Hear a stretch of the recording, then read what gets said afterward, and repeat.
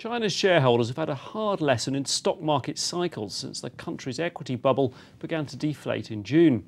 They seem to have learnt one thing from the post-crash interventions in the US, though. When the government's supporting prices, good news for the economy is bad news for stocks.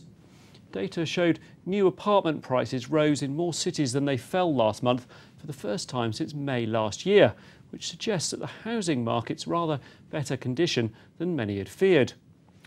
Equities were unimpressed, with prices slumping by 6% over the day and a large chunk of the market down by the maximum of 10%. Now this makes some sense. The stronger the economy, the less the need for the market regulator to try to reinflate share prices, something that's a fool's errand anyway when the central bank's loosening currency controls. Those looser currency controls could be part of the explanation for the move as well.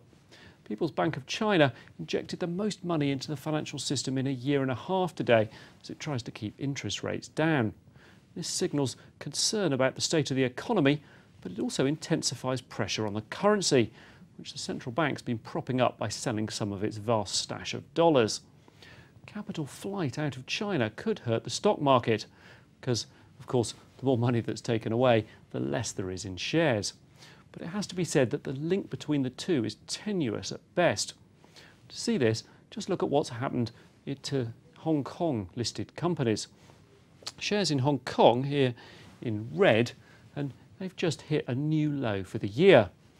Shanghai stocks might be off 6% today, but they rose so much before their slump that they're still higher than they were when their lows last month. It's rather hidden in the behind here, but this blue line shows the Shanghai Composite.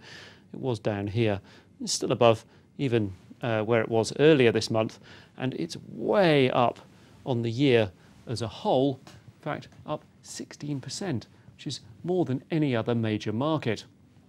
Hong Kong missed out on most of the gains in the good times, but it's been hammered by the problems going on with China all the same. Worries about Chinese demand intensified elsewhere today as well, most obviously in the price of copper. It's back below $5,000 a tonne for the first time since the depths of the post-Lehman panic in March 2009. Commodity prices have long been a signal of slowing Chinese growth, and they deal a direct hit to commodity producers, countries like Australia, Brazil and Russia. Now, economists argue that cheaper oil and other commodities ought to be a boon for consumers, but there's been little sign of increased optimism even in the petrol-guzzling US.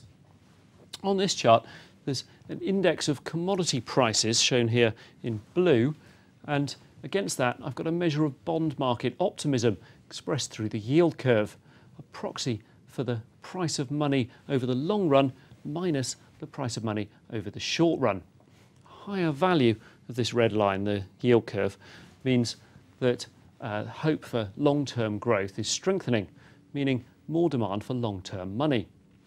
It's pretty clear that the yield curve moves in parallel with commodity prices, at least recently, although it's true to say that commodities have been falling faster in the past couple of months. You can see the drop here, while there was a bit of a rebound for the yield curve before it joined in the fall. Chinese prospects and increased oil supplies have combined to push down commodity prices. But whatever's going on, for now, the markets have a cautious view of the economic outlook, reflected not only in the yield curve and commodity prices, but also the underperformance of cyclical shares and falling long-term inflation expectations. For optimists, this makes it cheaper to bet on a recovery. But for the moment at least, it looks like the bears have the upper hand.